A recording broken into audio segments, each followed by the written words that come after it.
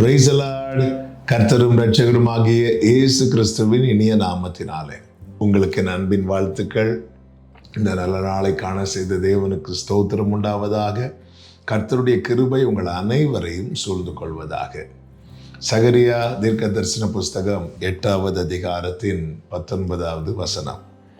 4ஆம் மாதத்தின் உபவாசமும் 5ஆம் மாதத்தின் உபவாசமும் 7ஆம் மாதத்தின் உபவாசமும் 10ஆம் மாதத்தின் உபவாசமும் யூதா வம்சத்தாருக்கு மகிழ்ச்சியாகவும் சந்தோஷமாகவும் நல்ல பண்டிகைகளாகவும் மாறி போகும். ஆகையால் சத்தியத்தையும் சமாதானத்தையும் சிநேகியுங்கள் என்று சேனைகளின் கர்த்தர் சொல்லுகிறார். கர்த்தருடைய பரிசுத்த நாமத்திற்கு மகிமை உண்டாவதாக. உன் உபவாசம் எல்லாம் நல்ல பண்டிகையாக, மகிழ்ச்சியின் பண்டிகையாக மாறும். அந்த காலத்தில் இஸ்ரவேலர்கள் உபவாசம் என்றாலே அது ஒரு துக்கத்தின் அடையாளமாக அவர்கள் வெளிப்படுத்தினதை பார்க்க முடியும்.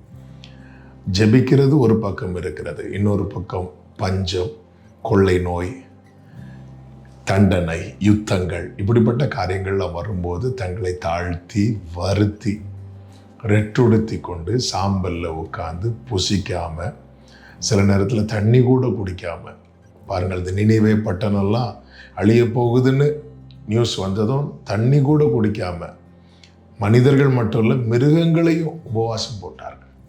இப்படி அது ஒரு துக்கத்தின் அடையாளமாக கூட காணப்பட்டதை பார்க்க முடியும்.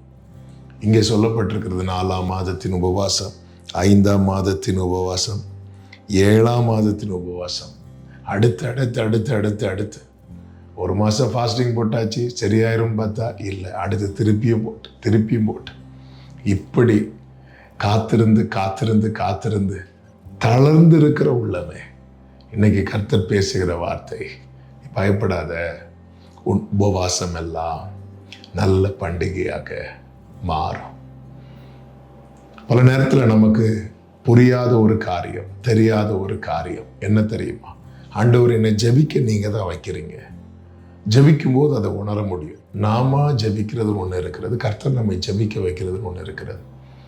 கர்த்தர் நம்மை ஜெபிக்க வைக்கும்போது நம்மையும் தாண்டி வார்த்தைகள் வாயில வரும். அப்படிப்பட்ட வார்த்தைகள் நம்ம யோசிச்சிருக்க கூட மாட்டோம்.